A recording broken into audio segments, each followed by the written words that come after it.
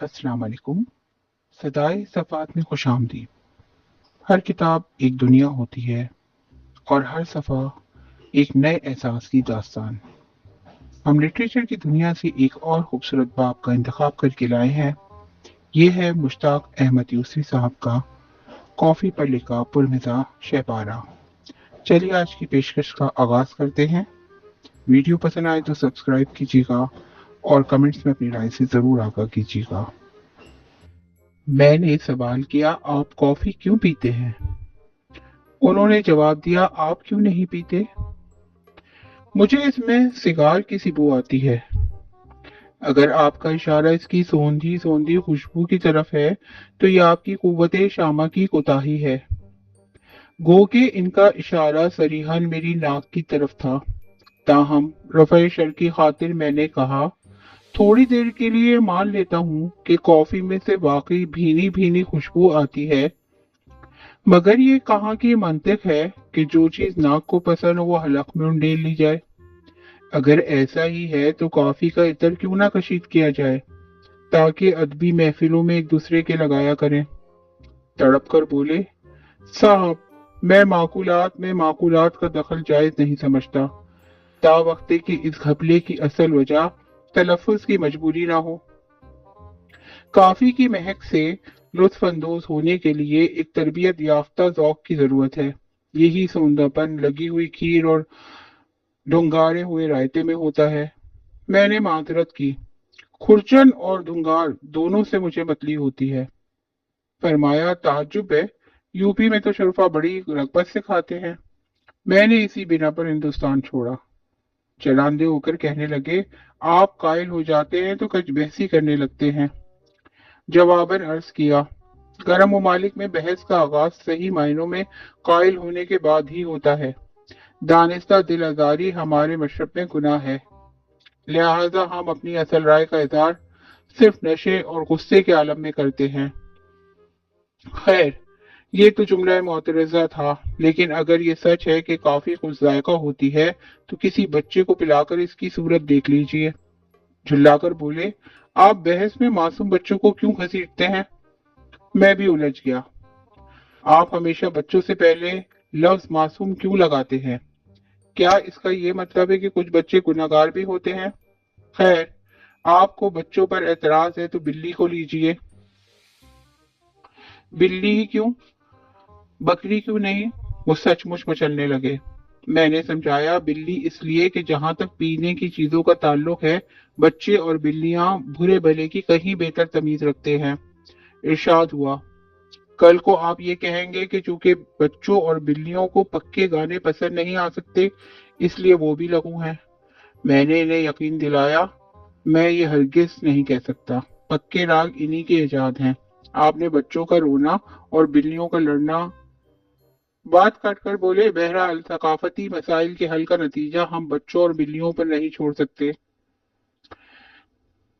आपको यकीन आए या ना आए, मगर ये वाकया है कि जब भी मैंने काफी के बारे में इस्तेसाब राय किया, इसका अंजाम इसी किस्म का हुआ। शायकीन मेरे सवाल का जवाब देने के बजाय उल्टी जिरा करने लगते हैं। अब मैं इस नतीजे पर पहुंचा हूं कि कॉफी और क्लासिकी मौसीकी के बारे में इस्तिफसार राय आमा का बड़ी नाकबत अंदेशी है। ये बिल्कुल ऐसी ही बदमजाकी है जैसे किसी नेक मर्द की आमदनी या खूबसूरत औरत की उम्र दरियाफ्त करना। इसका मतलब ये नहीं कि नेक मर्द की उम्र और खूबसूरत औरत की आमदनी दरियाफ्त करना खतरे से खाली है। जिंदगी में सिर्फ एक शख्स मिला जो वाकई काफी से बेदार था, लेकिन इसकी राय इस लिहाज से ज्यादा काबिल इत्तेफाक नहीं कि वो एक मशहूर कॉफी हाउस का मालिक निकला। एक साहब तो अपनी पसंद के जवाब में सिर्फ ये कहकर चुप हो गए कि छुट्टी नहीं मुंह से ये कॉफी लगी हुई। मैंने वजाहत चाही तो कहने लगे, दरअसल ये आदत की बात है। ये कमबख्त कॉफी भी रिवायती चने और डोमनी की तरह एक दफा मुंह से लगने के बाद छुड़ाई नहीं छूटती है ना। इस मुकाम पर मुझे अपनी माजूरी का एतराफ करना पड़ा कि बचपन ही से मेरी सेहत खराब और सोबत अच्छी रही, इसीलिए इन दोनों खूबसूरत बलाओं से महफूज रहा। बाज अहबाब तो इस सवाल से चरागपा होकर जातियात पर उतर आते हैं। میں یہ نہیں کہتا کہ وہ جھوٹے الزام لگاتے ہیں۔ ایمان کی بات ہے کہ جھوٹے الزام کو سمجھدار آدمی نہایت اعتماد سے ہنس کر ٹال دیتا ہے، مگر سچے الزام سے تن بدن میں آگ لگ جاتی ہے۔ اس ضمن میں جو متضاد باتیں سننا پڑتی ہیں، ان کی دو مثالیں پیش کرتا ہوں۔ ایک طرف فرما نے میری بیزاری کو محرومی پر محمول کرتے ہوئے فرمایا، ہائے کمبخت، تو نے پی ہی نہیں؟ ان کی خدمت میں حلفی عرض کیا کہ دراصل 20 گیلن پینے کے بعد ہی یہ سوال کرنے کی ضرورت پیش آئی۔ تو نہیں جن کو السر؟ دوسرے صاحب نے ذرا کھل کر پوچھا کہ کافی سے چڑ اصل وجہ میرے کے وہ داغ ہے جو 2 سال سے لیے پھر رہا ہوں، اور جو کافی کی تدابیر سے جل اٹھے ہیں۔ اور اس کے بعد وہ مجھے نہایت تشخیصناک نظروں سے گھورنے لگے۔ استصواب رائے عامہ کا حشر تو آپ دیکھ چکے، اب مجھے اپنے تاثرات پیش کرنے کی اجازت دیجیے۔ میرا ایمان ہے کہ قدرت کے کارخانے میں کوئی شے بیکار نہیں۔ انسان غور و فکر کی عادت ڈالے یا محض عادت ہی ڈال لے تو ہر بری چیز میں کوئی نہ کوئی خوبی ضرور نکل آتی ہے۔ مثال کے طور پر حقے ہی کو لیجیے۔ معتبر بزرگوں سے سنا ہے کہ حقہ پینے سے تفکرات پاس نہیں پھٹکتے، بلکہ میں تو یہ عرض کروں گا کہ اگر تمباکو خراب ہو تو تفکرات ہی پر کیا موقوف ہے، کوئی بھی پاس نہیں پھٹکتا۔ اب دیگر ملکی اشیاء خودنوش پر نظر ڈالیے۔ مرچیں کھانے کا ایک آسانی سے سمجھ آ جانے والا فائدہ یہ ہے کہ ان سے ہمارے مشرقی کھانوں کا اصل رنگ و روپ اور مزہ دب جاتا ہے۔ خمیرہ گاؤ زبان اس لیے کھاتے ہیں کہ بغیر راشن کارڈ کے شکر حاصل کرنے کا یہی ایک جائز طریقہ ہے۔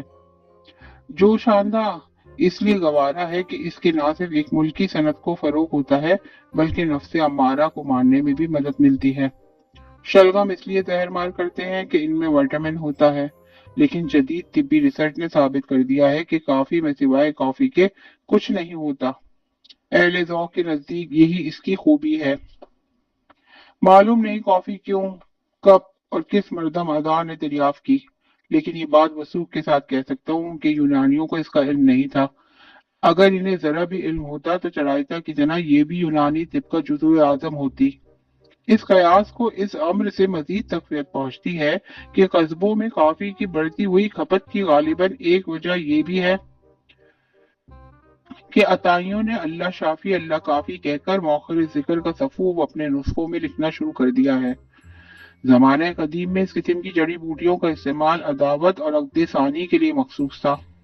چونکہ آج کل ان دونوں باتوں کو معیوب خیال کیا جاتا ہے، اس لیے صرف اظہار خلوص باہمی کے لیے استعمال کرتے ہیں۔ سنا ہے کہ چائے کے باغات بڑے خوبصورت ہوتے ہیں۔ یہ بات یوں بھی سچ معلوم ہوتی ہے کہ چائے اگر کھیتوں میں پیدا ہوتی تو ایشیائی ممالک میں اتنی افراط سے نہیں ملتی، بلکہ غلے کی طرح غیر ممالک سے درآمد کی جاتی۔ میری معلومات عامہ محدود ہیں، مگر قیاس یہی کہتا ہے کہ کافی بھی زمین ہی سے اگتی ہوگی، کیونکہ اس کا شمار ان نعمتوں میں نہیں جو اللہ تعالیٰ اپنے بندوں پر آسمان سے براہ راست نازل کرتا ہے۔ تاہم میری چشم تخیل کو کسی طور یہ باور نہیں آتا کہ کافی باغوں کی پیداوار ہو سکتی ہے، اور اگر کسی ملک کے باغوں میں یہ چیز پیدا ہوتی ہے تو اللہ جانے وہاں کے جنگلوں میں کیا اگتا ہوگا۔ ایسے ارباب ذوق کی کمی نہیں جنہیں کافی اس وجہ سے عزیز ہے کہ یہ ہمارے ملک میں پیدا نہیں ہوتی۔ مجھ سے پوچھئے تو مجھے اپنا ملک اسی لیے اور بھی عزیز ہے کہ یہاں کافی پیدا نہیں ہوتی۔ میں مشروبات کا پارک نہیں ہوں، لہذا مشروب کے اچھے یا برے ہونے کا اندازہ ان اثرات سے لگاتا ہوں جو اسے پینے کے بعد رونما ہوتے ہیں۔ اس لحاظ سے میں نے کافی کو شراب سے بدرجہ بدتر پایا۔ میں نے دیکھا ہے کہ شراب پی کر سنجیدہ حضرات بے حد غیر سنجیدہ گفتگو کرنے لگتے ہیں جو بے حد جاندار ہوتی ہے، برخلاف اس کے کافی پی کر غیر سنجیدہ لوگ انتہائی سنجیدہ گفتگو کرنے کی کوشش کرتے ہیں۔ مجھے سنجیدگی سے چڑ نہیں بلکہ عشق ہے، اسی لیے میں سنجیدہ آدمی کی مسخرگی پر برداشت کر لیتا ہوں، مگر مسخرے کی سنجیدگی کا روادار نہیں۔ شراب کے نشے میں لوگ بلا وجہ جھوٹ نہیں بولتے، کافی پی کر لوگ بلا وجہ سچ نہیں بولتے۔ شراب پی کر آدمی اپنا غم اوروں کو دے دیتا ہے، مگر کافی پینے والے اوروں کے فردی غم اپنا لیتے ہیں۔ کافی پی کر حریف بن جاتے ہیں۔ یہاں مجھے کافی سے اپنی بیزاری کا اظہار مقصود ہے، لیکن اگر کسی صاحب کو یہ سطور شراب کا اشتہار معلوم ہو تو اسے زبان و بیان کا عجز تصور فرمائے۔ کافی کے طرفدار اکثر یہ کہتے ہیں کہ یہ بے نشے کی پیالی ہے، بالفرض محال یہ گزارش احوال واقعی یا دعویٰ ہے تو مجھے ان سے دلی ہمدردی ہے، مگر اتنے کم داموں میں آخر وہ اور کیا چاہتے ہیں؟ کافی ہاؤس کی شام کا کیا کہنا؟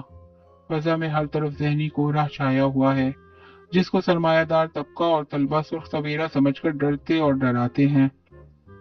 شور و شکب کا یہ عالم کہ اپنی آواز تک نہیں سنائی دیتی اور بار بار دوسروں سے پوچھنا پڑتا ہے میں نے کیا کہا۔ ہر میز پر تشنگان علم کافی پی رہے ہیں اور غروب آفتاب سے غرارے تک یہ عوام اور عوام کے خواص پر بکراتی لہجے میں بحث کر رہے ہیں۔ دیکھتے ہی دیکھتے کافی اپنا رنگ لاتی ہے اور تمام بنی نوع انسان کو ایک برادری سمجھنے والے تھوڑی دیر بعد ایک دوسرے کی ولدیت کے بارے میں اپنے شکوک کا سلیس اردو میں اظہار کرنے لگتے ہیں، جس سے بیروں کو کلیتاً اتفاق ہوتا ہے۔ لوگ روٹ کر اٹھ کھڑے ہوتے ہیں لیکن یہ سوچ کر بیٹھ جاتے ہیں کہ اب تو گھبرا کے یہ کہتے ہیں کہ گھر جائیں گے، گھر میں بھی چین نہ پایا تو کدھر جائیں گے۔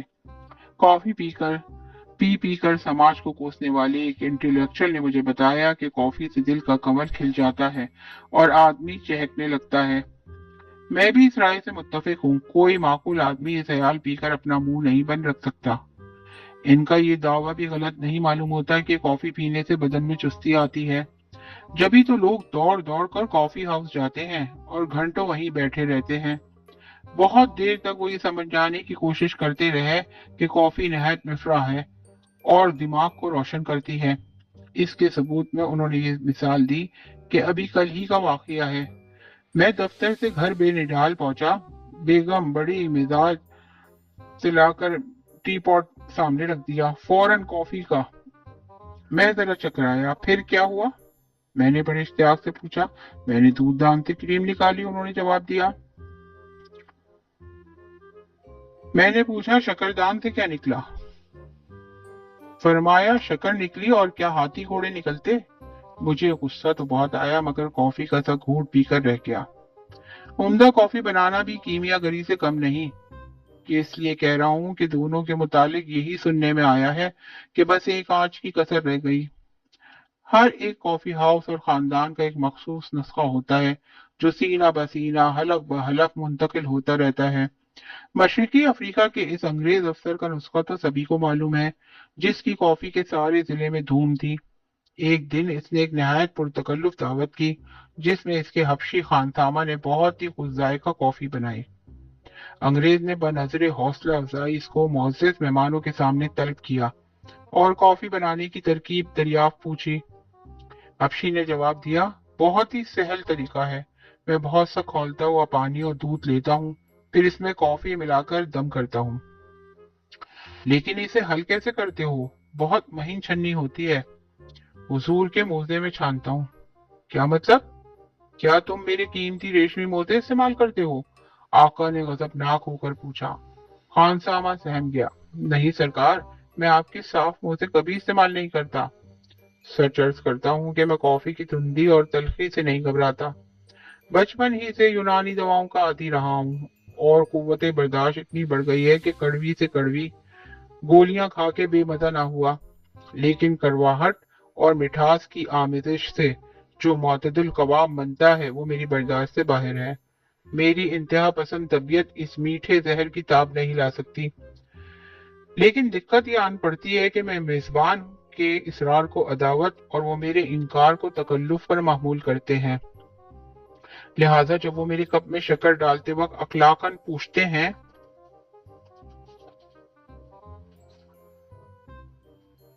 ایک چمچہ، تو مجبوراً یہی گزارش کرتا ہوں کہ میرے لیے شکردان میں کافی کے 2 چمچ ڈال دیجیے۔ صاف ہی کیوں نہ کہہ دوں کہ جہاں تک اشیاء خوردنوش کا تعلق ہے میں تہذیب حواس کا قائل نہیں۔ میں یہ فوری فیصلہ ذہن کی بجائے زبان پر چھوڑنا پسند کرتا ہوں۔ پہلی نظر میں جو محبت ہو جاتی ہے اس پر بالعموم نیت کا فطور کار فرما ہوتا ہے، لیکن کھانے پینے کے معاملے میں میرا یہ نظریہ کہ پہلا ہی لقمہ یا گھونٹ فیصلہ کن ہوتا ہے۔ بس ذائقہ کھانے کی عادت کو ذوق میں تبدیل کرنے کے لیے بڑا پتا مارنا پڑتا ہے، مگر میں اس سلسلے میں پرسوں تلخی کام و دہن گوارا کرنے کا حامی نہیں، تا وقت کہ اس میں بیوی کا اصرار یا گرہستی کی مجبوریاں شامل نہ ہوں۔ بنا بری میں ہر کافی پینے والے کو جنتی سمجھتا ہوں۔ میرا عقیدہ ہے کہ جو لوگ عمر بھر ہنسی خوشی عذاب جھیلتے رہے، ان پر دوزخ اور حمیم حرام ہے۔ کافی امریکہ کا قومی مشروب ہے۔ میں اب بحث میں نہیں الجھنا چاہتا کہ امریکی کلچر کافی کے زور سے پھیلا یا کافی کلچر کے زور سے رائج ہوئی۔ یہ بعین ہی ایسا سوال ہے جیسے کوئی بے ادب یہ پوچھ بیٹھے کہ غبار خاطر چائے کی وجہ سے مقبول ہو یا چائے غبار خاطر کے باعث۔ ایک اور صاحب نے مجھے لاجواب کرنے کی خاطر یہ دلیل پیش کی، امریکہ میں تو کافی اس قدر عام ہے کہ جیل میں بھی پلائی جاتی ہے۔ عرض کیا کہ جب خود قیدی اس پر احتجاج نہیں کرتے تو ہمیں کیا پڑی کہ وکالت کریں۔ پاکستانی جیلوں میں بھی قیدیوں کے ساتھ یہ سلوک روا رکھا جائے تو انسداد جرائم میں کافی مدد ملے گی۔ پھر انہوں نے بتایا کہ وہاں لا علاج مریضوں کو بشاش رکھنے کی غرض سے کافی پلائی جاتی ہے۔ کافی کے سریع تاثیر ہونے میں کیا کلام ہے۔ میرا خیال ہے کہ دم نزا حلق میں پانی چوانے کی بجائے کافی کے چند قطرے ٹپکا دیے جائیں تو مریض کا دم آسانی سے نکل جائے۔ بخدا مجھے تو اس تجویز پر کوئی اعتراض نہ ہوگا کہ گناہگاروں کی فاتحہ کافی پر دلائی جائے۔ سنا ہے کہ بعض روادار افریقی قبائل کھانے کے معاملے میں جانور اور انسان کے گوشت کو مساوی درجہ دیتے تھے، لیکن جہاں تک پینے کی چیزوں کا تعلق ہے ہم نے ان کے بارے میں کوئی بری بات نہیں سنی، مگر ہم تو چینیوں کی رچی ہوئی حصہ شامہ کی داد دیتے ہیں کہ نہ منگول حکمرانوں کو جبر و تشدد انہیں پنیر کھانے پر مجبور کر سکا، کہ امریکہ انہیں کافی پینے پر آمادہ کر سکا۔ تاریخ شاہد ہے کہ ان کی نفاست نے سخت قحط کے زمانے میں بھی فاقے اور اپنے فلسفے کو پنیر اور کافی پر ترجیح دی۔ ہمارا منشا امریکہ یا چینی عادات پر نکتہ چینی نہیں، ہر آزاد قوم کا یہ بنیادی حق ہے کہ وہ اپنے منہ اور معدے کے ساتھ جیسا سلوک چاہے بے روک ٹوک کرے۔ اس کے علاوہ جب دوسری قومیں ہماری رساول، نہاری اور فالودے کا مذاق نہیں اڑاتی تو ہم دخل در معقولات کرنے والے کون؟ بات دراصل یہ ہے کہ ترقی یافتہ ممالک میں پیاس بجھانے کے لیے پانی کے علاوہ ہر رقیق شے استعمال ہوتی ہے۔ سنا ہے کہ جرمنی، جہاں قومی مشروب بیئر ہے، ڈاکٹر بدرجہ مجبوری بہت ہی تندرست و توانا افراد کو خالص پانی پینے کی اجازت دیتے ہیں، لیکن جن کو آب نوشی کا چسکا لگ جاتا ہے وہ راتوں کو چھپ چھپ کر پانی پیتے ہیں۔ ایک زمانہ تھا کہ پیرس کے کیفوں میں رنگین مزاج فنکار بورژوا طبقے کو چڑھانے کی غرض سے کھلم کھلا پانی پیا کرتے تھے۔ مشرقی اور مغربی مشروبات کا موازنہ کرنے سے پہلے یہ بنیادی اصول ذہن نشین کر لینا ازبت ضروری ہے کہ ہمارے ہاں پینے کی چیزوں میں کھانے کی خصوصیات ہوتی ہیں۔ اپنے قدیم مشروبات مثلا یخنی، ستو اور فالودے پر نظر ڈالیے تو یہ فرق واضح ہو جاتا ہے۔ ستو اور فالودے کو خالصتاً لغوی معنوں میں آپ نہ کھا سکتے ہیں اور نہ پی سکتے ہیں، بلکہ اگر دنیا میں کوئی ایسی شے ہے جسے آپ بامحاورہ اردو میں بیک وقت کھا اور پی سکتے ہیں تو یہی ستو اور فالودہ ہے، جو ٹھوس غذا اور ٹھنڈے شربت کے درمیان ناقابل بیان سمجھوتا ہے۔ لیکن آج کل ان مشروبات کا استعمال خاص تقریبوں میں ہی کیا جاتا ہے۔ اس کا سبب یہ ہے کہ ہم نے عداوت نکالنے کا ایک اور مہذب طریقہ اختیار کیا ہے۔ آپ کے ذہن میں خدا نخواستہ یہ شبہ نہ پیدا ہو گیا ہو کہ راقم السطور کافی کے مقابلے میں چائے کا طرفدار ہے، تو مضمون ختم کرنے سے پہلے اس غلط فہمی کا ازالہ کرنا ازبز ضروری سمجھتا ہوں۔ میں کافی سے اس لیے بیدار نہیں ہوں کہ مجھے چائے عزیز ہے، بلکہ حقیقت یہ ہے کہ کافی کا جلا چائے بھی پھونک پھونک کر پیتا ہے۔ ایک ہم ہے کہ ہوئے ایسے پشیماں کہ بس ایک وہ ہیں کہ جنہیں چائے کے ارماں ہوں گے۔